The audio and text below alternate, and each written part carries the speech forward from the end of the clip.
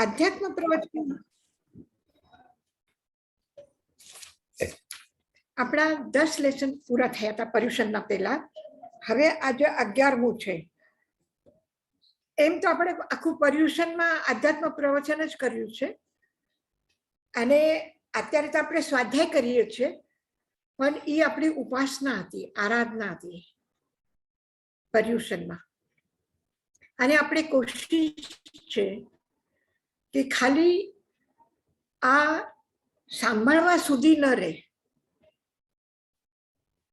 એનું બરાબર રટન, એનું ચિંતન, એનું સ્મરણ બરાબર રહે તો એ આરાધના થાય. જેવી રીતે આપણે ભોજન કર્યું, અન્ન પચાવવાની તાકાત છે તો પછી એ ગમે તે ખાય એને એનાથી એ ઉર્જા મળશે, એનર્જી મળશે. પણ પચાવવાની, ડાયજેસ્ટ કરવાની તાકાત જ નથી તો પછી તમે વિચારો કે તાકાત રહે, એ થોડું પ્રોટીન મળે એટલે બદામનો હલવો ખાઓ, પણ કોઈ ફાયદો નથી એના માટે. અને ખૂબ ખટ્ટું, મસાલાવાળું, ટેસ્ટી એવું ખાઓ તો પણ એનો પણ ફાયદો નથી એના માટે. એટલે એના માટે શુભ પણ ખરાબ છે અને અશુભ પણ ખરાબ છે. હવે આ દુર્યોધન છે કે રાવણ છે, એ બધાને અઢળક સંપત્તિ મળી, સત્તા મળી, આટલો મોટો પરિવાર મળ્યો, બધું મળીને પણ એને બધું શુભ પ્રાપ્ત થયું, પુણ્ય પ્રાપ્ત થયું, પણ એનો ઉપયોગ શું કર્યો? ગોશાલકને મહાવીર મળ્યા, પણ શું ફાયદો એના માટે? અને જેવી રીતે કાલસૌરી કસાઈ છે કે બ્રહ્મદત્ત ચક્રવર્તી છે, બ્રહ્મદત્ત ચક્રવર્તીને બધું સારું મળ્યું તો પણ કઈ ફાયદો નથી, અને કાલસૌરી કસાઈને બધું ખરાબ મળ્યું તો એના માટે કઈ ફરક નથી પડ્યો. તો એના માટે શુભ કે અશુભ, સુખ કે દુઃખ, કોઈ ફરક નથી પડતું. એને બધું સંસારનું કારણ છે, દુઃખનું કારણ છે, બધું છે. પણ જેના માટે સમ્યક દ્રષ્ટિ છે એના માટે ઉપસર્ગ આવે તો એ પણ એના સારા માટે છે, દુઃખ આવે તો એ પણ એના સારા માટે છે, એમાં પણ એનું કલ્યાણ છે. અને સુખ મળે તો એમાંથી પણ કલ્યાણ પેદા થાય છે. તો એનામાં પણ સુખ દુઃખનું ફરક નથી પડતું, એ એના સારા માટે જ છે. અને મિથ્યાત્વીને પણ સુખ દુઃખનું ફરક નથી પડતું, એ એના માટે ખરાબ માટે જ છે. તો આપણે જે પચાવવાની તાકાત છે, જો પચાવવાની તાકાત છે તો પ્રતિકૂળતા હશે તો પણ એમાંથી એ સારું ગોતશે, અને પચાવવાની તાકાત નથી તો પછી એને સારું મળ્યું તો પણ એના દુઃખનું કારણ બનશે.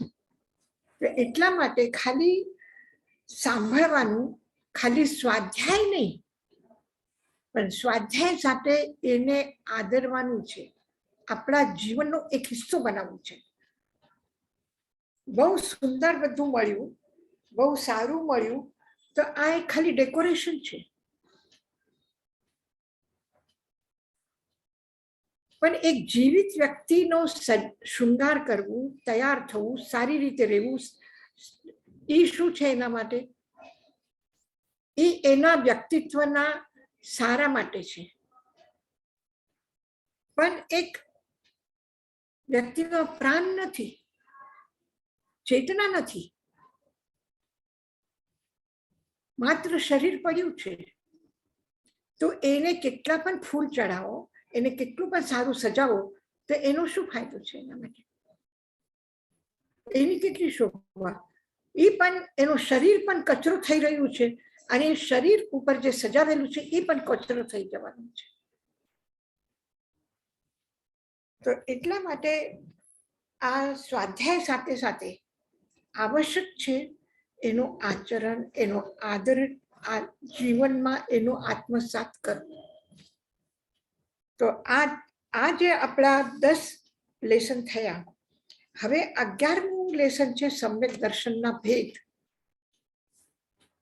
સમ્યક દર્શન હવે આપણને ખૂબ સારી રીતે ખબર પડી છે કે સમ્યક દર્શન એટલે શું. સમ્યક દર્શન એટલે જેવી રીતે આચાર્ય ઉમાસ્વામી કહે છે કે તત્વાર્થ શ્રદ્ધાનમ સમ્યક દર્શનમ. તત્વની એનો અર્થ સમજીને એના ઉપર વિશ્વાસ કરવું, શ્રદ્ધા કરવી, એ સમ્યક દર્શન છે. તો તત્વ શું છે?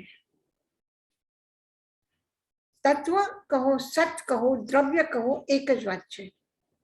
તો તત્ એટલે એનું જેવું સ્વરૂપ છે એ તત્વ.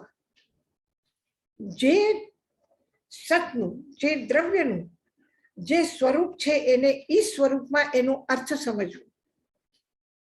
મતલબ દ્રવ્ય છે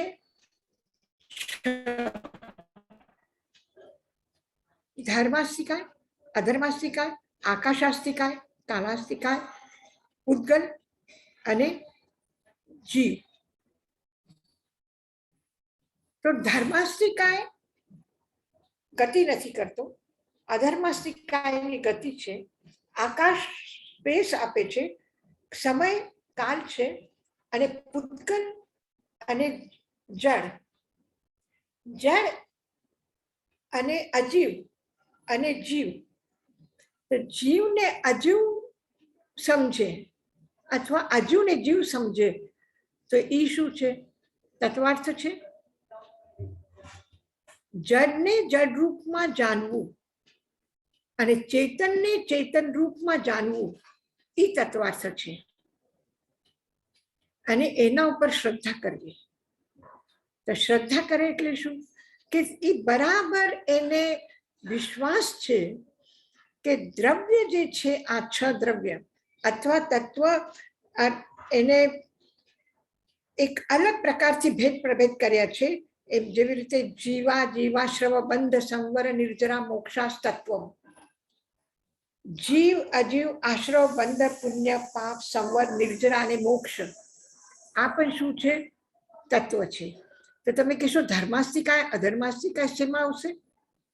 તો એ અજીવમાં આવશે. એટલે 6 દ્રવ્ય કહો, 7 તત્વ કહો, 9 તત્વ કહો કે સત એટલે સત્તા, અસ્તિત્વ જે પણ છે આ મૂળભૂત 6 દ્રવ્ય છે. અને આ 6 દ્રવ્યને એનો અર્થ સમજવું અને શ્રદ્ધા કરવી. શ્રદ્ધા અલગ વસ્તુ છે અને જ્ઞાન અલગ વસ્તુ છે. તો સમજવું એટલે કેવી રીતે સમજવું? કે જે દ્રવ્ય છે એને કોઈ ઉત્પન્ન કરતો નથી, એને કોઈ બનાવતો નથી અને એને કોઈ બગાડે નહીં. એટલે એ ઉત્પન્ન પણ ન થાય અને નષ્ટ પણ નહીં થાય. જીવ નષ્ટ થતો અને એના જડ નષ્ટ થાય છે. તો પછી એ લોકો નષ્ટ નથી થતા. તો આપણે જે જોઈ રહ્યા છે કે એક રૂઈમાંથી વસ્ત્ર બન્યું, વસ્ત્ર ફાટી ગયું, આપણે એને ફેંકી દીધું, ખતમ થઈ ગયું. પછી આ શું છે? એક મકાન બનાવ્યું, આટલું મોટું અમેરિકાનો ટાવર બની ગયું અને એના ઉપર બમબ્લાસ્ટ થયું, આખું જમીનમાં વિખરાઈ ગયું. તો એ નષ્ટ થયું કે નહીં થયું? તો પછી એ બનાવવામાં પણ આવ્યું અને નષ્ટ પણ થયું. તો જે બનતું નથી અને બગડતું નથી એ દ્રવ્ય છે. તો પછી દ્રવ્ય શું છે એમાં? તો દ્રવ્ય જે છે એ રૂપાંતરિત થાય છે પણ એનું મૂળ સ્વરૂપ એમને એમ રહે છે. માટી છે એમાંથી ઘડો બન્યો, તો ઘડા બન્યો તો માટીનું રૂપ બદલાઈ ગયું, આકાર બદલાઈ ગયો. એ રૂપ અને આકાર બદલે છે પણ માટી નષ્ટ નથી થઈ. આવી ધ્યાનમાં? તો જે નષ્ટ નથી થતું એ દ્રવ્ય છે. જેને કોઈ બનાવતું નથી, જેને કોઈ મટાડતું નથી, એ દ્રવ્ય છે. તો દ્રવ્યને દ્રવ્ય રૂપમાં જોવાનું. જે છે એવી જ રીતે જોવાનું. એ શું છે? તત્વાર્થ શ્રદ્ધાનમ સમ્યક દર્શનમ. તો જે સમ્યક દર્શન છે, જો સમ્યક દર્શન છે તો જ્ઞાન પણ સમ્યક જ્ઞાન છે, ચારિત્ર પણ સમ્યક ચારિત્ર છે, તપ પણ સમ્યક તપ છે. અને જો દર્શન નથી તો પછી એનું જ્ઞાન પણ મિથ્યા જ્ઞાન છે, એનું ચારિત્ર પણ મિથ્યા ચારિત્ર છે, એનો તપ પણ મિથ્યા તપ છે. એ કાંઈ ક્લેશ છે, માત્ર એક શરીરને તકલીફ આપવાનું કામ છે, બીજું કાંઈ નથી. તો એનાથી સંવર કે નિર્જરા ન થાય. એનાથી યા તો પુણ્ય બંધાશે યા પાપ બંધાશે. યા તો પુણ્ય થશે યા પાપ થશે. તો પુણ્ય એટલે શુભ ભાવથી પણ પુણ્ય બંધ થવા છતાં પણ સમ્યક દર્શન નથી. એટલે શુભ ભાવ અલગ વસ્તુ છે અને ધર્મ અલગ છે. ઘણા લોકો અશુભ ને પાપ સમજે છે, પણ શુભ ને ધર્મ સમજે છે. તો અશુભ ને અશુભ સમજવું, શુભ ને શુભ સમજવું. આજે અનુકૂળતા મળી તો આ ધર્મ નથી. ધર્મ એ શું છે? એ જે અનુકૂળતા મળી, જે સુખ મળ્યું, આ બધું પુણ્ય છે, ધર્મ નથી. તો પુણ્યને ધર્મ ન સમજે, ધર્મને પુણ્ય ન સમજે, એ સમ્યક દર્શન છે. આવ્યું ધ્યાનમાં? ધ્યાનમાં આવ્યું? તો આ સમ્યક જ્ઞાન, સમ્યક દર્શન, સમ્યક ચારિત્ર, આ સમ્યક દર્શનના એમાં સૌથી મહત્વપૂર્ણ છે સમ્યક દર્શન. હવે હા, તમે જે આટલું જે કીધું એ જરાક પાછું સમજાવો. તમે આટલું જે કીધું અશુભ, શુભ અને ધર્મ અને સંવર નિર્જરા એટલું જે કીધું એ જરાક પાછું કયો. અચ્છા, આપણે તત્વ કેટલા છે? પુણ્ય, પાપ, સંવર અને નિર્જરા, આ 4 તત્વો છે. તો એમાં સંવર અને નિર્જરા આ શું છે? ધર્મ છે. અને શુભ જે છે એ પુણ્ય છે, અશુભ જે છે એ પાપ છે. આવી ધ્યાનમાં? અશુભ જે છે એટલે હિંસા કરવી, અહંકાર છે, ક્રોધ છે, આ તો પાપ છે. આ પાપ છે. પણ પુણ્ય જે છે એ પુણ્ય કે સારા શુભ ભાવ આવે. તો શુભ ભાવથી પુણ્ય બંધાય છે, એટલે અનુકૂળતા મળે છે, સાતા વેદનીઓનો બંધ થાય છે, શુભ નામ કર્મનો ઉદય થાય છે. એ પુણ્યના કારણથી છે. તો પુણ્ય અને ધર્મ આમાં ફરક છે. શુભ કર્મ, શુભ ભાવથી પુણ્યનો બંધ થાય છે, પાપથી અશુભ કર્મ બંધાય છે, અશુભ ભાવથી અશુભ કર્મ, શુભ ભાવથી શુભ કર્મ બંધાય છે. પણ ધર્મથી કર્મ બંધન નથી, નિર્જરાથી કર્મ બંધન નથી. આ ફરક છે. આવી ધ્યાનમાં? મતેણવંદામી યશાજી મહારાજ, એટલે આપણે કહીએ છીએ કે ધર્મ થી કર્મ બંધન નથી, તો પછી ધર્મથી શુદ્ધતા છે, તો પછી નિર્જરા અને સંવરથી પણ શુદ્ધતા છે. બરાબર? શુદ્ધતા છે, ધર્મથી શુદ્ધતા છે.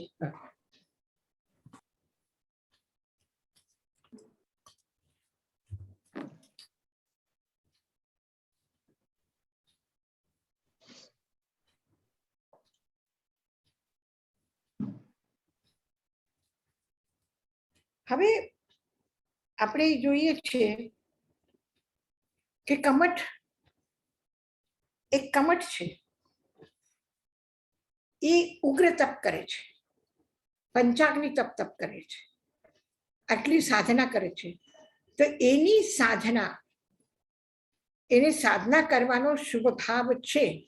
સાધનાથી ઈ સ્વર્ગમાં જાય છે, પુણ્યનો બંધ થાય છે. પણ શું છે?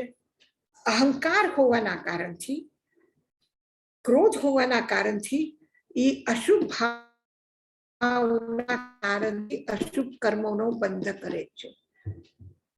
તો એ ધર્મ નથી, એનો ચારિત્ર, એનો તપ આ ધર્મ નથી. આ માત્ર એક શુભ ભાવ છે. અને એમાં પણ જ્યારે એનો અપમાન થાય અને ક્રોધ આવે, અહંકાર જાગે, તો એ અશુભમાં પરિણત થઈ ગયું. શુભ કરતા કરતા પણ અશુભમાં જાય છે અને અશુભમાંથી પણ શુભમાં આવે છે, શુભમાંથી શુદ્ધમાં આવે છે. આ બરાબર ચાલે છે કે અશુભ પણ શુભમાં પરિવર્તિત થાય. પરિવર્તિત થાય એટલે કેટલું કે અશુભમાંથી શુભ પેદા થાય. જેવી રીતે આપણે ખાદ નાખીએ, ગંદકી છે, ઈ છે, એમાંથી કોઈ એક સારું ઝાડ પેદા થાય. આ સંસારના દુઃખોમાંથી, દુઃખ પાપનું ઉદય આવ્યું અને આ પાપના ઉદયમાંથી પણ આપણે ક્ષમતા રાખી એટલે શુભ ભાવમાં રહ્યા કે મારે આ કામ કરવું નથી. અને સમત્વ ભાવ આવે તો ધર્મ છે, અને શુભ ભાવ આવે કે એના કરતા હું કઈ સારું કામ કરું, હું મારી જાતને બીજી જગ્યા લગાડું. તો એ શુભ ભાવ પુણ્યનું બંધ કરશે અને સમત્વ ભાવ જે છે એ શું કરશે? ધર્મ કરશે, નિર્જરા કરશે. આવી ધ્યાનમાં?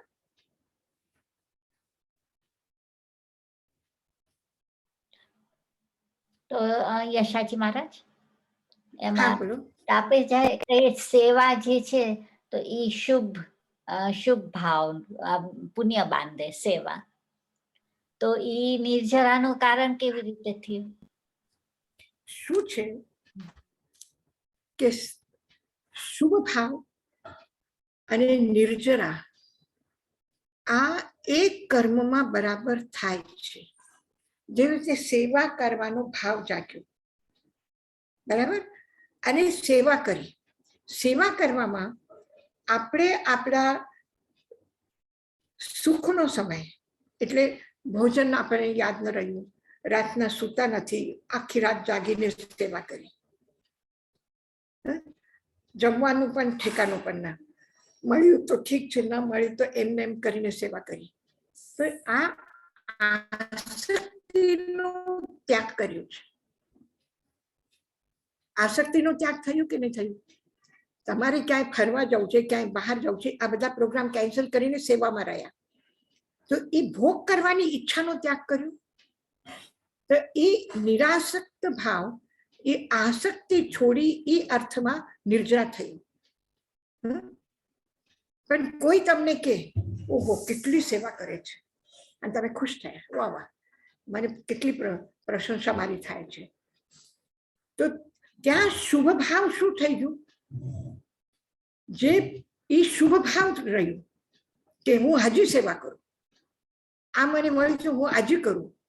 રાજા શ્રેનિક જ્યારે એને ખબર પડે કે મેં વંદન કર્યા એનાથી નારકીના બંધન ક્ષય થયા છે, એટલે હું હજી વંદન કરું. ત્યાં શું થયું? એ પુણ્ય બંધ થયું. અને પહેલા જે વંદન કર્યા એને ભાવથી, શુદ્ધ ભાવથી જે વંદન કર્યા, એ શુદ્ધ ભાવના કારણથી નિર્જરા થઈ. અને જ્યારે એમ થયું કે અરે વંદન કરવાથી આ નારકીના બંધન પણ તૂટે છે, તો હવે એક બચ્યું છે તો લાવ એ પણ કરી લો. તો ત્યાં શું આવ્યું? પ્રલોભન આવ્યું, રાગ ભાવ આવ્યો. રાગ ભાવથી પુણ્ય બંધ થયું પણ નિર્જરા ન થઈ. આવ્યું? તો સેવા કરતી વખતે એક તરફ નિર્જરા પણ થાય છે અને એક તરફ પુણ્ય બંધ પણ થાય છે, બંને થાય છે. સમજી, થેન્ક યુ. હવે આપણે સેવા કરી એને ઠીક થયું. એ શું કે છે? ઓહો તમે ન હોત તો હું મારી મૃત્યુ નિશ્ચિત હતી, તમે હતા તો હું જીવન મળ્યું મને. અને આપણે પણ મનમાં વિચારી લીધું કે જો હું ના આવ્યું હોત તો ખબર પડે તેને. તો આપણા મનની જે અનાસક્ત ભાવના વહી ગઈ, ત્યાં શું આવી ગયું? રાગ ભાવ આવી ગયો.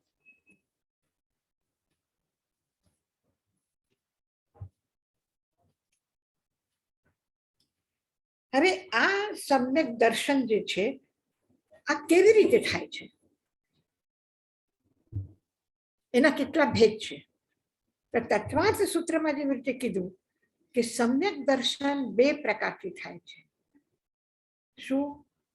તન્નિસર્ગાદ અધિગમાત્વા, એક નિસર્ગથી બહાર કોઈ કારણ દેખાતું નથી અને સમ્યક દર્શન થઈ જાય છે. અને એક એવું છે કે બહારના કોઈ કારણથી, કે પ્રભુની વાણી સાંભળી, ગુરુનો ઉપદેશ સાંભળ્યું, કોઈની ભલામણ મળી, કોઈ સ્વાધ્યાયમાં રસ આવ્યું, એના કારણથી નહીં. તો બહારના જે નિમિત્ત મળે, બહારના કોઈના કોઈ કારણથી જો થાય તો એ અધિગમ સમ્યક દર્શન છે. અને એ કોઈ કારણ નથી અને પોતાની મેળે થઈ જાય તો એ નિસર્ગ જ છે. તો પછી ફરક શું છે આમાં? શું બહારના નિમિત્તથી જો સમ્યક દર્શન થાય તો એ વખત મોહનીય કર્મના ક્ષયોક્ષમ, ઉપશમ અથવા ક્ષય જરૂરી છે કે નહીં? એના વગર થઈ જશે કે ચાલો આપણે ભગવાન મહાવીરના સમૂહ શરણમાં હતા અને આપણને સાંભળ્યું અને જ્ઞાન સમ્યક દર્શન થઈ ગયું.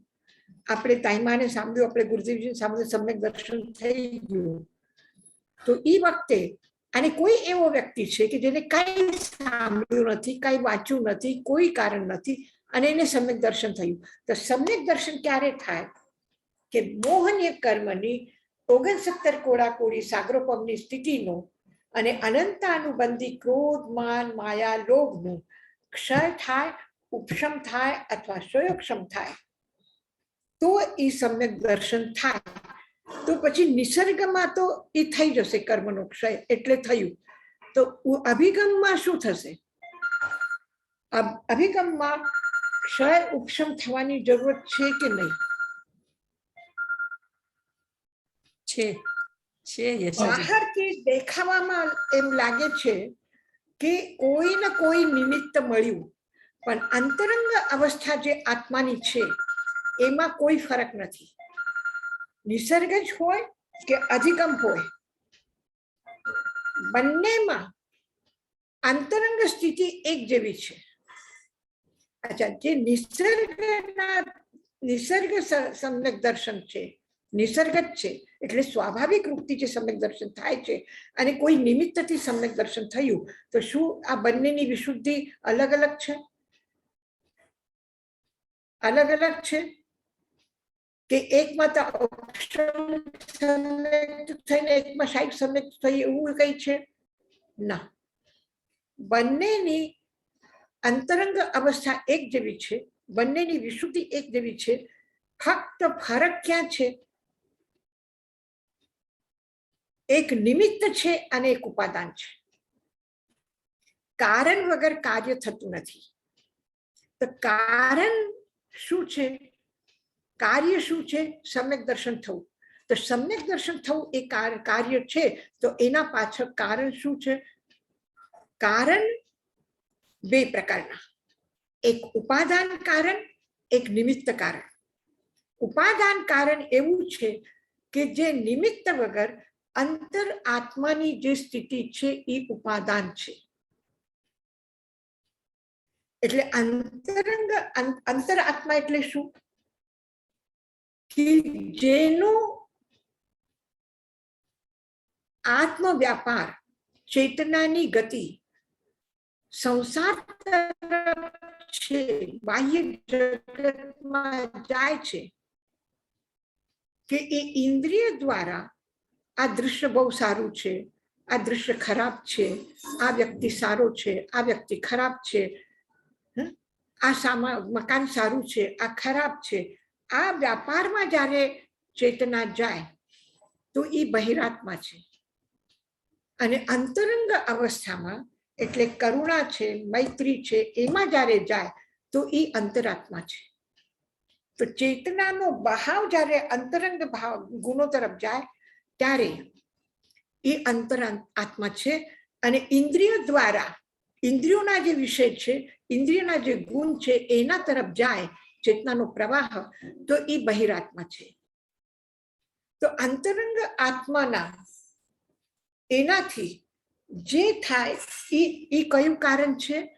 એ કારણ છે આત્મા, ઉપાદાન કારણ છે, એની તૈયારી છે. અને બહારના નિમિત્ત એટલે પ્રવચન સાંભળ્યું, ભક્તિ કરી, પૂજા કરી, જે પણ કંઈ કર્યું, એ જે નિમિત્ત મળ્યા, અને કયા કયા નિમિત્ત મળી શકે? એક વ્યક્તિ આકાશના તરફ જુએ છે, વરસાદના દિવસો છે, ખૂબ વાદળા આવ્યા અને થોડી વારમાં હવા ચાલીને વાદળા વિખરાઈ ગયા અને એને સમ્યક દર્શન થયું. તો શું થયું એના માટે? વાદળા નિમિત્ત બન્યા. એને વાદળાને જોઈને વિચાર્યું કે આ સંસાર કેવો છે કે વ્યક્તિ જન્મ લે છે, બધા ભેગા થાય છે, પરિવારમાં સાથે રહે છે અને પાછા એ બધા વિખરાઈ જાય છે. તો આ સંસાર વાદળા જેવું છે, આ ભેગા થાય છે ને વિખરાઈ જાય છે. આ ચિંતનમાં નવી રાજર્ષિ કંગનનો આવાજ જ્યારે ન સાંભળ્યું, જે આવાજથી તકલીફ થતી હતી ન થયું, તો એનાથી પણ વિચાર આવ્યો. પણ એ વિચાર એને કઈ બાજુમાં લઈ ગયો? તો એ બધા નિમિત્ત છે. તો ઇન્દ્રિયો તરફ જે જાય તે બહિરાત્મા, એને જે એના દ્વારા જે થાય છે એ નિમિત્ત છે. નૈમિત્તિક સમ્યક દર્શન કહો કે અભિધિગમ સમ્યક, અને આ ઉપાદાન છે. તો દરેક વખતે નિમિત્ત જોઈએ એવું નથી.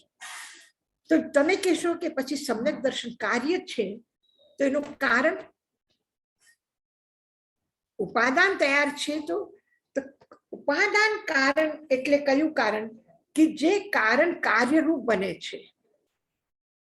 એક માટી છે ને માટીથી ઘડો બનાવ્યો, તો માટી નષ્ટ થઈ, માટીનું રૂપ બદલાયું? નહીં બદલાયું. માટી જ ઘડો બન્યો એટલે કારણ કાર્ય બન્યું. અને જે બનાવનાર છે, તમે એક થોડું સોનું લઈને સોનીને આપ્યું અને એને કીધું કે તમારી બધા બંગડી સારી બનાવી દે, કંગન સારા બનાવી દે, તો તમે તો એને એક રાઉન્ડ રૂપમાં એક ટીકિયા જેવું સોનું આપ્યું હતું. હવે જ્યારે કંગન બનીને આવ્યા ત્યારે શું થયું? એનું રૂપ બદલાઈ ગયું, પણ સોનું જ કંગન બન્યું. એટલે તમે સોનું જે આપ્યું હતું એ સોનું તમારા હાથમાં પાછું આવ્યું. એટલે એ શું થયું? ઉપાદાન કારણ. સોનું શું છે? કંગન બનાવવામાં સોનું ઉપાદાન કારણ છે, અને નિમિત્ત કારણ કોણ છે? એ સોની છે. હવે સોની તો તમારા ઘરમાં નથી આવ્યું, તમારા તિજોરીમાં આવીને નથી બેઠો ને. જે કાર્ય બન્યા પછી છૂટો પડી જાય છે, આ નિમિત્ત કારણ. આવી ધ્યાનમાં તમે એક સ્વાધ્યાય કર્યું અને સમ્યક દર્શન થયું અને ચોપડી ઉઠાવીને રાખી દીધી, પછી શું થયું? તમારાથી ઓલી ચોપડી અલગ થઈ કે નહીં થઈ?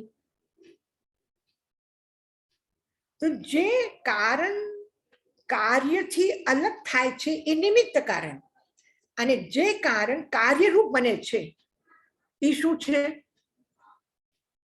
તમે રોટલી બનાવી, તો લોટ બાંધીને એનાથી રોટલી બનાવી, તો લોટ ક્યાં ગયો? રોટલીમાં આવ્યું. તો રોટલી કાર્ય છે અને લોટ એનો ઉપાદાન કારણ છે. પણ તમે રોટલી બનાવી, પણ રોટલી જુદી છે ને તમે જુદા છો.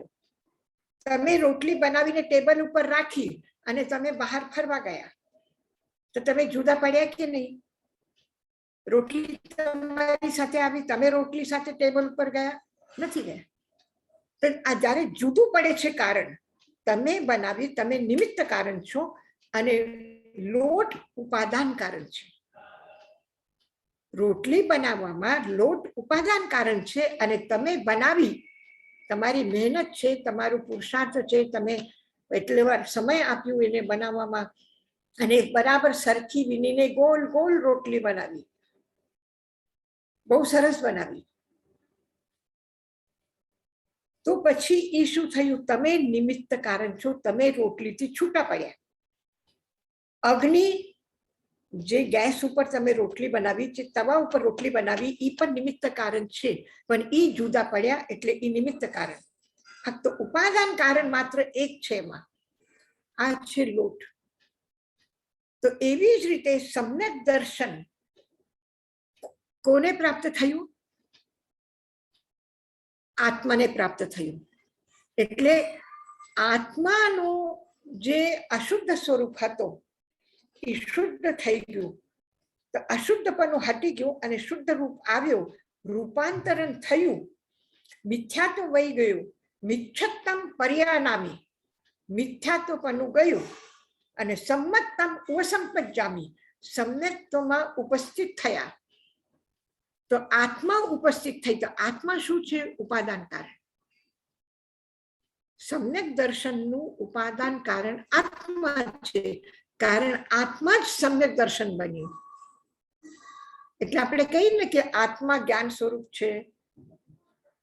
તો આત્માને જ્યારે જ્ઞાન પ્રાપ્ત થયું, સમ્યક દર્શન પ્રાપ્ત થયું, તો આત્મા જ આત્માના રૂપમાં પરિણત થઈ.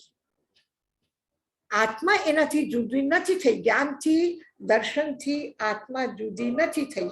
તો એ આત્મા જે છે એ ઉપાદાન કારણ છે. અને જે જુદા થયા એ બધા શું છે? એ નિમિત્ત કારણ છે. આ મનુષ્ય ભાવમાં તમને સમ્યક દર્શન થયું. આ મનુષ્યનું શરીર, આ શરીર શું થયું? નિમિત્ત કારણ. આ મૃત્યુ થયા પછી આ શરીર જુદું પડશે, અલગ થઈ જશે, પણ આત્મા અને સમ્યક દર્શન જુદું નહીં થાય. મૃત્યુ પછી પણ એ સાથે ને સાથે રહેશે, તદરૂપ થઈ જશે. તો એટલું આ બરાબર તત્વની, અર્થની સમજ અને શ્રદ્ધા આ સમ્યક દર્શન છે. આ સમ્યક દર્શન છે. તો નિમિત્ત ના કારણથી જે સમ્યક દર્શન થાય છે એ અધિગમ સમ્યક દર્શન, અને સહજ વિના નિમિત્તથી જે થાય છે એ નિસર્ગજ સમ્યક દર્શન.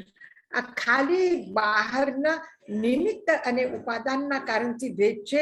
મૂળ ઓરિજિનલ સમ્યક દર્શનના સ્વરૂપમાં, સમ્યક દર્શનની સ્થિતિમાં, સમ્યક દર્શનના પ્રકારમાં કોઈ ફરક નથી.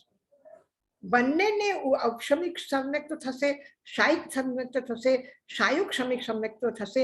એની આત્મશુદ્ધિ બંનેની એક સરખી હશે. જેને નિસર્ગ સમ્યક દર્શન થયું અને એકને અધિગમ સમ્યક દર્શન થયું, તો એના સમ્યક દર્શનમાં આત્મશુદ્ધિમાં કોઈ ફરક નથી. કે એકને પોતાના થઈ ગયું, એકને ચોપડી વાંચીને થયું. તો શુદ્ધિમાં કોઈ ફરક નથી. એની સ્થિતિ જે રહેવાની છે એ સ્થિતિમાં કોઈ ફરક નથી. એનો જે આત્મ સ્વરૂપ જે એમાં પ્રગટ થશે એમાં કઈ ફરક નથી. એની પરિણતિમાં કઈ ફરક નથી. એવું નથી કે એકને નિમિત્તના કારણથી સમ્યક દર્શન થયું તો એ એના કર્મબંધનું કારણ થશે, નહીં થાય. એનું પણ સમ્યક દર્શન કર્મબંધનું કારણ નહીં થાય, અને નિસર્ગજ જે સમ્યક દર્શન હશે તો એનું પણ કોઈ કારણ ફરક પડવાનું નથી. કે કોઈ શ્રેષ્ઠ છે અને કોઈ નિકૃષ્ટ છે એવું નથી. ભગવાન મહાવીરની આત્માને નૈસારના ભાવમાં સાધુ નિમિત્ત બન્યા, દાન આપવાનો ભાવ નિમિત્ત બન્યા. એ કઈક સામાન્ય સમ્યક દર્શન થયું અને બીજાને ઉત્કૃષ્ટ થયું એવું છે નહીં. એમાં જગન્ય કે ઉત્કૃષ્ટ એવું કાંઈ નથી. વિશુદ્ધિમાં ફરક નથી, કોઈ ફરક નથી બંનેમાં. ફક્ત એટલું જ ફરક છે કે બહારના નિમિત્ત મળ્યા અને નિમિત્ત નથી મળ્યા, એટલું જ ફરક છે, બાકી કોઈ ફરક નથી. તો આ નિસર્ગ જ અને આ અધિગમ, આ બે પ્રકારના સમ્યક દર્શનના ભેદ છે. યશાજી મહારાજ, જે હા. નિસર્ગ સમ્યક દર્શન છે, આપણે કહી શકીએ કે એ ટાઈમ સમય છે એનો નિમિત્ત કેવું ના કરાય? ના ના, હવે તમે કલ્પના કરો કે એક બાળક દોડે છે, એને ભાગે છે ઘરમાંથી નીકળીને, આ સીધું સીધું જાય છે ને અચાનક વળાંક લે છે. હવે તમે એમ કરો કે તમે બાળક સાથે રમો છો, તમે ક્યાં છુપાઈ ગયા અને બાળક તમને ગોતવા આવ્યું, ગોતવા ત્યાંથી ઊભું થયું ને દોડવા લાગ્યું. દોડતા દોડતા તમે જ્યાં છુપાઈને રહ્યા એના વિપરીત દિશામાં જાય છે અને અચાનક પાછું ટર્ન લે છે અને તમને આવીને પકડે છે. તો એનું અચાનક ટર્ન થવું આ શું છે? એને કોઈ કીધું નથી કે તું આ બાજુમાં જા કે આ બાજુમાં જા. તો જ્યારે આ સંસારના અનાદિકાલથી આપણે દુઃખ ભોગ કર્મના ઉદયથી દોડતા હતા અચાનક એવું એ આવી ગયું. તમે ઘણી વખત જોયું હશે કે ક્યારે ક્યારે નદીનો પાણી નીચે, જમીનના નીચે પાણી છે બધું, પણ અચાનક અમુક જગ્યા ઉપરથી બહાર એકદમ ઉપર નીકળી આવે છે પાણી. તો એવી જ રીતે સમ્યક દર્શન આ યાત્રા કરતા કરતા જમીનના અંદરમાંથી યાત્રા કરે છે, મિથ્યાત્વના અંધકારમાં યાત્રા કરે છે, પણ કરતા કરતા અચાનક એવા એ આવે કે એનો કર્મનો, મોહનીય કર્મનો ક્ષય ઉપશમ થાય.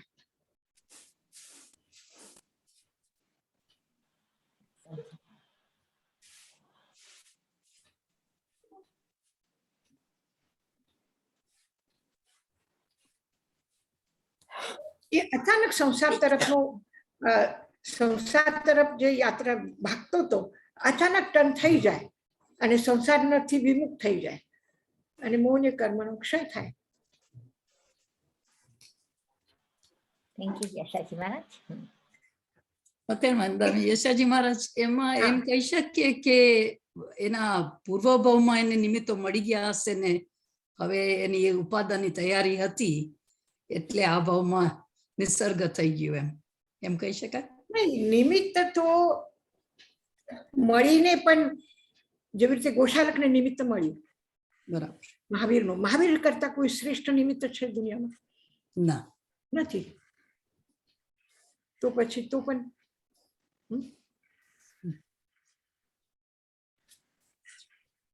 અને હવે ભગવાન ઋષભદેવના 99 દીકરાઓ છે. 98 પોતાના સમજથી ભગવાન ઋષભદેવ પાસે ગયા કે ચાલો આપણે હવે આ પ્રશ્ન છે, પ્રોબ્લેમ છે, શું કરવું રાજ્યનું, તો કોના પાસે માર્ગદર્શન લેવા જઈએ? તો ચાલો ભગવાન ઋષભદેવને પૂછે. તો 98 જાય છે પણ બાહુબલી નથી જતો. એને કોઈ કીધું કે તું તો બાહુબલી છો, તને આનામાં આટલી તાકાત છે, તું ક્યાં જાય છે ઋષભદેવ પાસે? તું લડ. કોઈ શીખડાવા ગયા હતા એને? કઈ નહીં. અને પછી નિમિત્ત મળ્યું બ્રાહ્મણી અને સુંદરીનું, પણ પહેલા નિમિત્ત નહોતું મળ્યું. તો ક્યારે નિમિત્ત મળે ક્યારે ન મળે, પણ અંતરંગ અવસ્થા હંમેશા ભલે ને નિમિત્ત મળે તો પણ ઉપાદાનની તૈયારી જોઈએ ને જોઈએ. નિમિત્ત ન મળે તો પણ થઈ જશે અને નિમિત્ત મળે તો પણ નહીં થાય. એટલે એનો પુરુષાર્થ હશે, પણ ઉપાદાનની તૈયારી જોઈએ.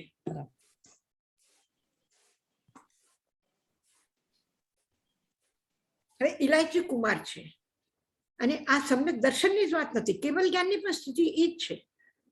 હવે ભગવાન મહાવીર 6 મહિના સુધી તપ કર્યું ત્યારે કેવલ જ્ઞાન ન થયું.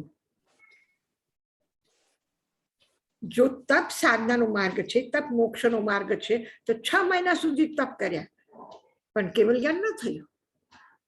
અને જે દિવસે કેવલ જ્ઞાન થયું તે દિવસે તો છઠ છે, 2 દિવસના ઉપવાસમાં, અને એ પણ ઉપવાસ બીજો દિવસનો પૂરો નથી થયું. એના બીજા દિવસે સૂર્યાસ્તના સમયમાં જ કેવલ જ્ઞાન થઈ ગયું. રાત હજી બાકી છે દિવસ પૂરો થવામાં. તો કેટલું મોટું તપ કર્યું. 6 મહિનાના તપમાં નથી થયું અને 2 દિવસના તપમાં થઈ ગયું. ઇલાયચી કુમાર બસ એને છોકરી સાથે પ્રેમ છે, એ જોઈએ, એના સાથે લગ્ન કરવા છે, એટલે નાચે છે અને નાચતા નાચતા અચાનક શું થયું? પહેલા એને સંસાર તરફ જવા માટે નિમિત્ત કોણ તો ઓલી છોકરી હતી કે ઈ એને મેળવી છે. અને કેવલ જ્ઞાન માટે નિમિત્ત કોણ બન્યું? કે એક સ્ત્રી ખૂબ જ સુંદર, અને એ મારા સાહેબને ઓરાવે છે, અને ન તો એની દૃષ્ટિ મારા સાહેબ તરફ આકર્ષાયેલી છે અને ન મારા સાહેબની દૃષ્ટિ બેન તરફ આકર્ષાયેલી છે. એ જોઈને એને કેવલ જ્ઞાન થાય છે. હવે કોઈના પ્રતિ કોઈનું આકર્ષણ નથી એવા લોકો તો ઘણા એને જોયા હશે પેલા, અને કોઈને કોઈના માટે આકર્ષણ છે એવા પણ લોકો એને જોયા છે. ત્યારે ન થયું પણ એ વખતે થયું કે ઈ બેનને મારા સાહેબ તરફ કઈ નથી, મારા સાહેબને ઈ બેન પ્રતિ કઈ નથી.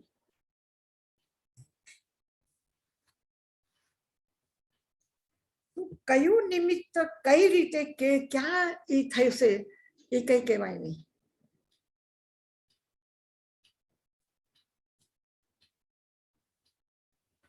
હવે એક કિસાન આટલા બીજ વાવે છે, અને જ્યારે એ વાવે છે ત્યારે એમ મનને તૈયાર રાખે છે કે બધા બીજ ઉગી આવશે, પણ એવું પણ બને કે એમાંથી ન આવે એકાદ બીજ. કોઈ બળી ગયો હશે, કોઈ કીડા ખાધું હશે, તો આપણે પણ જોઈને સમજી જઈએ કે આમાં નહીં આવે. પણ જ્યારે કિસાન બધા કોક એવો હોય છે કે નથી ઉગી શકતો.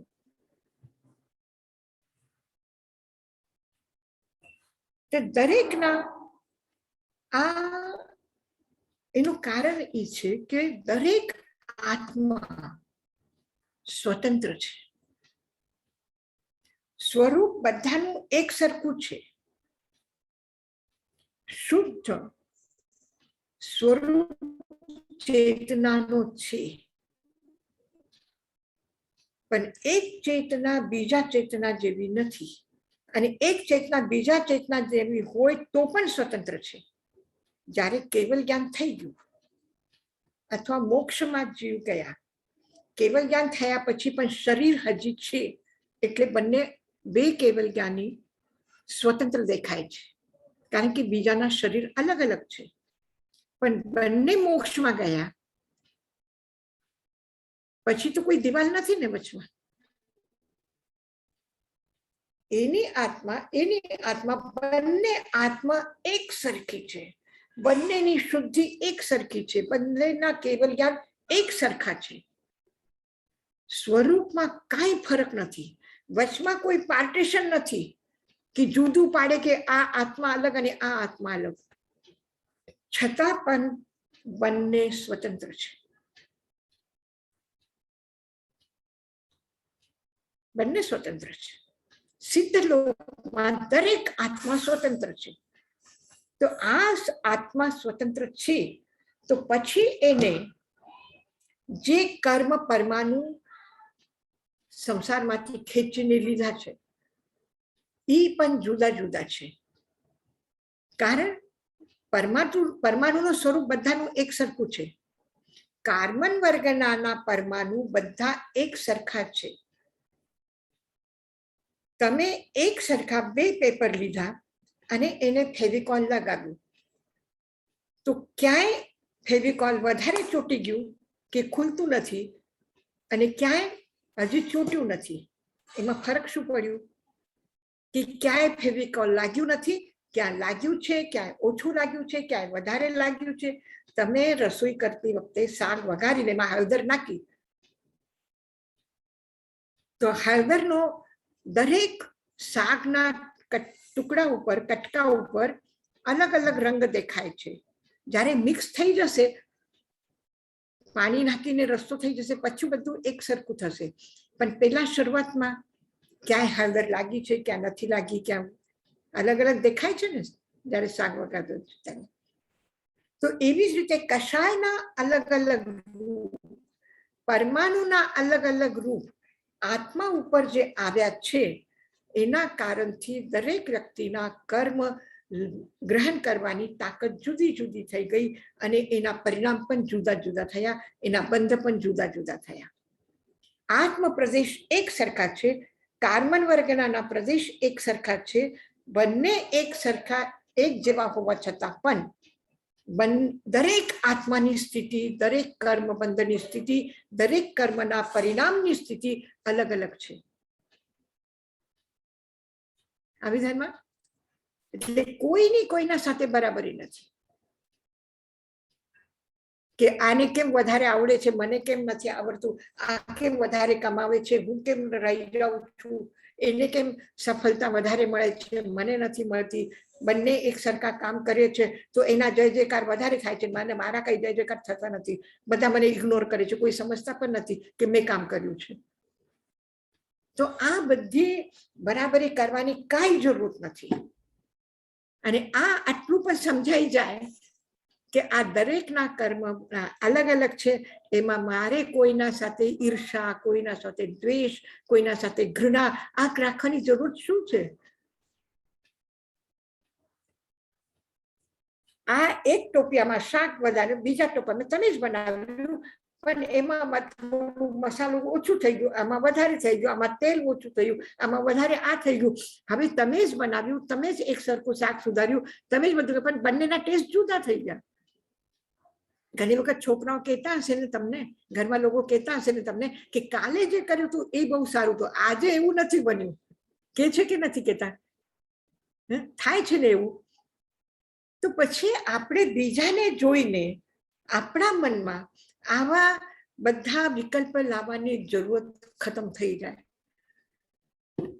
તો વિકલ્પ મટે કે નહીં મટે, ખોટા વિચારો જાય કે નહીં જાય.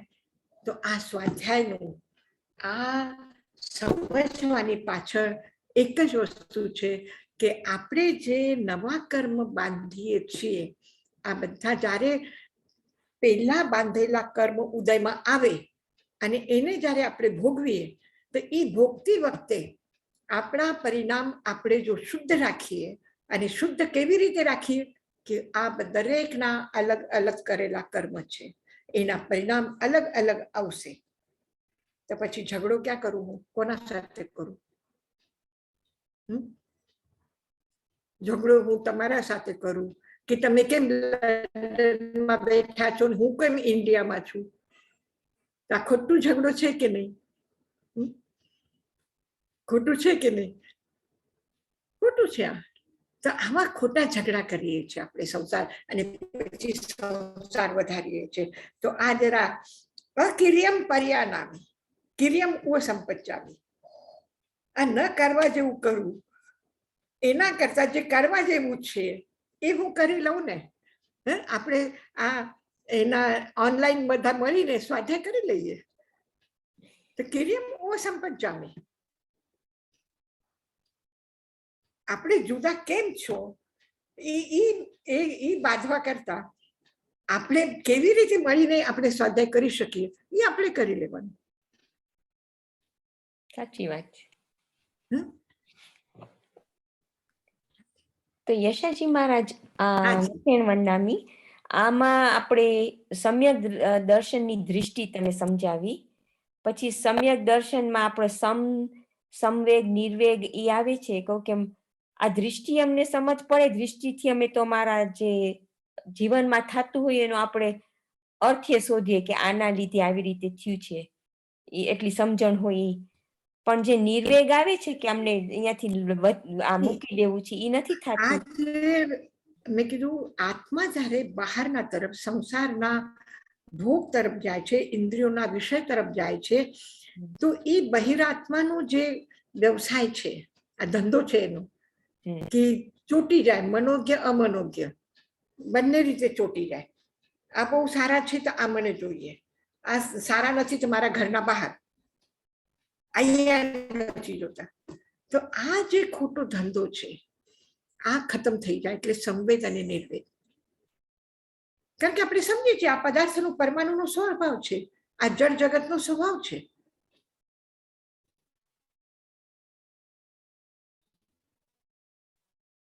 કોઈ ફૂલ છે, કોઈ કાંટા છે, કોઈ ગંદકી છે, કાદો છે, અને કોઈ કમલ છે. તો આ એનો સ્વભાવ છે પ્રકૃતિનો. સૂર્યાસ્ત થયું કે સૂર્યોદય થયું, તો આ એનો સ્વભાવ છે. હું શું કામ આમાં એના પ્રત્યે આકર્ષણ? કોઈ પણ એક વ્યક્તિને જોઈને એના પ્રત્યે મારા મનમાં વિકાર આવે તો શું કામ આવે? એના સ્વભાવ છે, એની સુંદરતા છે, એની કુરૂપતા છે, જે પણ છે. એક કુરૂપ વ્યક્તિને જોઈને નફરત કરું હું કે હટી જાય, હટી જાય, હટી જાય, મારા પાસે કેમ બાજુમાં બેઠો છે? તો આ જે વિકલ્પ ખતમ થાય એનો મતલબ છે સમ્યક દર્શન. સંવેદ, નિર્વેદ. અને પછી કોઈને તકલીફ હોય, અરે એક કુરૂપ વ્યક્તિ મારી બાજુમાં બેઠો છે, મને એમ થાય કે આ હટી જાય, હટી જાય, હટી જાય, ક્યારે જાય, ક્યારે જાય, અને ધક્કો મારું કે કોઈને કહું તો ઉપાડી જાય. અને એક મારામાં એના પ્રત્યે નિર્વેદ જાગે. પછી મને દેખાય ને કઈ તકલીફ છે, પછી હું એની સેવા કરવા જાઉં તો શું થયું? અનુકંપા. અને એવું નથી કે પહેલા સંવેદ નિર્વેદ થશે પછી જ અનુકંપા આવશે, એવું પણ નથી. અનુકંપા આવશે તો એના પ્રતિ જે દુર્ભાવના છે એ ખતમ થશે. એક ગામમાં બે વ્યક્તિ છે, ખૂબ આપસમાં દુશ્મની છે, ખૂબ દુશ્મની છે. અને એક વ્યક્તિનો બાળક રસ્તા ઉપર રમે છે, બીજો વ્યક્તિ જુએ છે કે એક બાળક રમે છે અને ત્યાંથી એકદમ ઉન્મત્ત થયેલો હાથી આવી રહ્યું છે. હવે એ બાળક રસ્તા ઉપરથી હટે નહીં તો ઓલો હાથી આવીને શું કરશે? પગના નીચે એને કચરાઈ જશે. તો ઓલો દોડીને જાય છે અને એ બાળકને ઉપાડે છે અને બચાવે છે. એટલામાં હલ્લો થાય એટલે એનું પરિવારના લોકો આવે અને આવીને જુએ કે કોને બચાવ્યું, કોને બચાવ્યું. તો એને ખબર પડે, અરે આ તો અમારો દુશ્મન છે, એને બચાવ્યું. તો પહેલા દુશ્મની ખતમ થઈ કે પહેલા અનુકંપા જાગી? અનુકંપા જાગી. અનુકંપા જાગી. તો અનુકંપા જાગી અને જ્યારે જોયું કે સામેવાળા વ્યક્તિ આટલા એનાથી મારા દીકરાને બચાવશે, હું એના સાથે શું દુશ્મની રાખું? એની દુશ્મની ખતમ થઈ. શું થયું?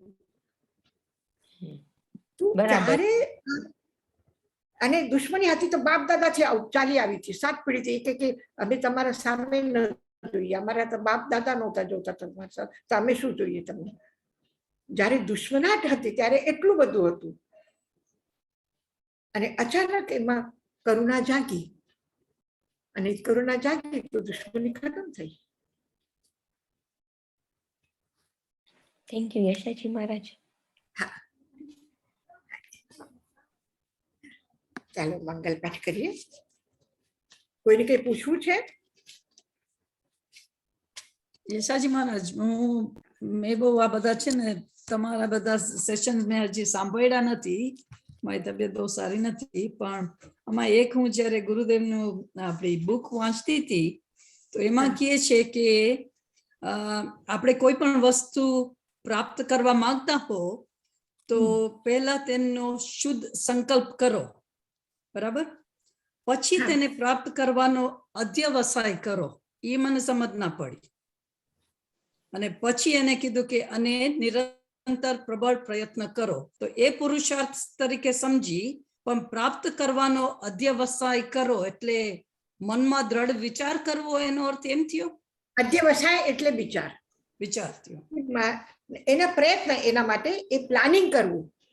હવે આપણા મનમાં ભાવ જાગ્યો કે આપણે સ્વાધ્યાય કરવી છે, તો સ્વાધ્યાય કરવાનું છે, પણ એ વખતે મને બહુ ઊંઘ આવે છે, તો શું કરું?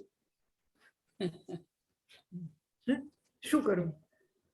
તો હવે સ્વાધ્યાય કરવું છે ને ઊંઘ આવે તો શું કરું? બસ એક મારું દર્શન, ગમે તે થાય મને 11:30 થી 12:30 વાગ્યા સુધી સ્વાધ્યાય કરવાનો એટલે કરવાનો. પછી ઊંઘ આવે તો શું કરું? કાંઈ નહીં, હાથમાં ચોપડી લઈને ચાલતા ચાલતા વાંચીશ. તો મેં વિચાર્યું કે કોઈ પણ એવું ઊંઘનો ઝોલો આવે તો એ વખતે હું ઊભી થઈશ, યા જોરથી બોલીને વાંચીશ. મનમાં નહીં વાંચું કે ચૂપચાપ વાંચતા વાંચતા સુઈ ગઈ, આંખ બંધ થઈ ગઈ, ઝોલો આવી ગયો, એમ નહીં. તો જ્યારે એક સંકલ્પ કર્યો કે મને આ કરવું જ છે, પછી કેવી રીતે કરવું છે, આ ચિંતન, આ અધ્યવસાય અને પુરુષાર્થ એના માટે.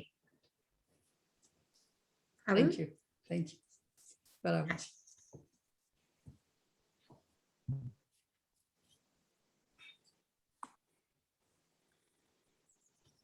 હવે આપણે કોઈક થોડુંક મનમાં વિપરીત પરિસ્થિતિ આવે, કોઈ ખોટા વિચારો આવે, કોઈ આપણા માટે ખોટું બોલે, કોઈ ખોટું એ કરે, તો આપણે આર્ત ધ્યાન કરીએ, રૌદ્ર ધ્યાન કરીએ અને નવા નવા કર્મ બાંધીએ. તો એના કરતા આપણે એમ વિચારીએ કે મને આટલો સારો મનુષ્ય બહુ સારો મળ્યો, આટલી સારી અનુકૂળતા મળી, આટલો સારો સમય મળ્યો, આસપાસમાં મારી પાસે આટલા મોટા ગુરુદેવજીના, સાંઈ મહારાજના પ્રવચન છે, પુસ્તકો છે, તો હું એ શું કામ ન વાંચું? આ ખોટા વિચારોમાં પડી છું. બોલ્યા તો બોલ્યા, એના પાછળ મારે શું? તો આપણે આવા વિચારો કરીને કર્મ બંધને અટકાવી શકીએ. ઉદયમાં આવે છે, ઉદયમાં આવ્યા કે આપણને ક્રોધ પેદા થાય, આવા નિમિત્ત પણ તૈયાર થઈ ગયા, પણ એને આપણે વ્યર્થ કરી શકીએ. આમ આપણે કહીએ કે મોહન્ય કર્મ બહુ આકરો છે, એનો ક્ષય કરવું બહુ મુશ્કેલ છે, પણ મુશ્કેલ તો આપણા હાથની વાત નથી. આયુષ્યને ઓછું કરવું આપણા હાથની વાત નથી કે કયા પરિવારમાં જન્મ લેવું, આ તો કર્મના આધીન છે. અને કેટલા દિવસ આપણે આ શરીરમાં રહેવું છે એ પણ કર્મના આધીન છે, આપણા હાથમાં નથી. પણ આ શરીરમાં જ્યાં સુધી છે ત્યાં સુધી આપણે સુખથી રહીએ, આ આપણા હાથમાં છે. એટલે મોહનીય કર્મ, જ્ઞાનાવરણીય જે ઘાતી કર્મ છે, એને ક્ષય કરવાની વાત આપણા હાથમાં છે, પણ આઘાતી કર્મને ઘાત કરવાની આપણે શક્તિ નથી. તો આટલું સારું આપણને મળ્યું છે, આપણે કરી શકીએ છીએ, તો શું કામ નથી કરવું? શું કામ નથી કરવું? આવા સારા પર્યુષણ આપણે ઉજવ્યા છે, તો હવે શું ખબર, હવે આપણે ધ્યાન રાખવાનું છે કે કોઈ દિવસ પાછી આ કર્મરસ મારે ભેગી નથી કરવી, આ કચરો મારા ઘરમાં નથી લાવવું. આવા આપણે સારા ચિંતન, સારા વિચારો આ કરીને એને આપણે નિષ્ફળ કરી શકીએ છીએ, અને આપણે એકદમ પૂરા સ્વતંત્ર છીએ. આ કરવામાં આપણે પૂરા સ્વતંત્ર છે. ક્રોધ ઉદયમાં આવ્યા પછી પણ આપણે આપણું શુદ્ધ ભાવ છોડવું નથી, એ આપણા હાથમાં છે. ભલે ને ઉદયમાં આવે, ભલે ને વૈજ્ઞ કર્મ ઉદયમાં આવ્યા, દુખે છે તો દુખે છે, આ શરીર દુખે છે, હું તો મારું સ્વાધ્યાય કરી લઉં, તો એ આપણા હાથ. અને છે એવું, તમે જુઓ, એક વ્યક્તિ ક્રિકેટ રમે છે, એક ખેલાડી, અને એના પગમાં ચોટ લાગી જાય, અને એ વિચારે બસ હવે એક લાસ્ટ ચાન્સ છે, અને એમાં જો હું બરાબર એક સાથે 3-4 રન લઈ લઉં તો મારી જીત છે. તો એ શું પગ પકડીને બેસશે? પગમાં વાગ્યું છે તો એ કહેશે જે થાય થાય, પછી જોશું, પહેલા તો એક વખત શોટ મારી લઉં હું. અને એટલું કોન્સન્ટ્રેશન કરે કે 1 રન નહીં, 1 રન કરતો હું દોડવા જવું પડશે, મારા પગ દુખે છે, તો એક સાથે હું ચોખ્ખો મારી લઉં. આ બધું આપણે એને વિચારોથી ઉદયમાં આવ્યા છે, વેદના છે, પણ એને આપણે નિષ્ફળ કરી શકીએ છીએ. થેન્ક યુ યશાજી મહારાજ.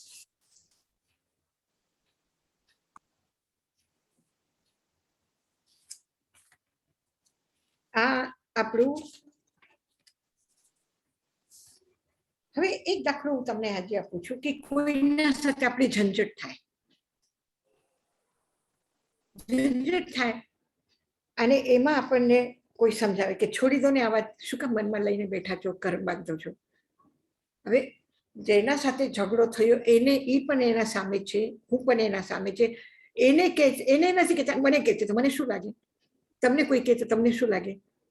કે શું મારો જ વાંક છે તો મને સમજાવે છે? એનું વાંક નથી, એને કોઈ કહેતો નથી, મને કહે છે બધા. આપણે એમ વિચારીએ છીએ. આપણે એમ પણ વિચારી શકીએ છીએ કે એનું ઉપાદાન પણ તૈયાર નથી ને એને નિમિત્ત પણ મળ્યું નથી. મને કોઈ કહેવા વાળો તો મળ્યું નિમિત્ત, મને કોઈ કહેવા વાળો તો મળ્યું કે આ મૂકી દે, છોડી દે, તો મારે તો સારું છે. આ નિમિત્તથી મારું ઉપાદાન પણ જો તૈયાર થઈ જાય તો હું આટલામાંથી મુક્ત થઈ શકું છું. અને કોઈ એમ કે આને સમજાવવાની કઈ જરૂરત નહીં, મૂકી દો ને, એ કઈ સમજશે? એને જયારે પોતાની સમજ આવશે ત્યારે જ કરશે, નહીં તો કોઈને કહેવાથી નહીં કરે. ત્યારે આપણે શું વિચારીએ કે કેવું બોલે છે ને, એક તો કઈ કેવું નથી તો નથી, નહીં સારા સંબંધ રાખવા તો નહીં રાખો, પણ આવું નકામું શું કામ બોલો છો? પણ એ કેમ કે બરાબર છે, એનું નિમિત્ત મળ્યું, એને બોલ્યું તો પણ મને કઈ ફરક નથી, પણ મારું ઉપાદાન જયારે જાગશે ત્યારે થશે. તો બરાબર છે, હું સ્વતંત્ર છું, મારા ઉપાદાન વગર શું થાય? તો દરેક વાતને આપણે, બહારથી આવનાર દરેક વસ્તુને આપણે કેવી રીતે એનો ઉપયોગ કરવું છે એ આપણા હાથની વાત છે.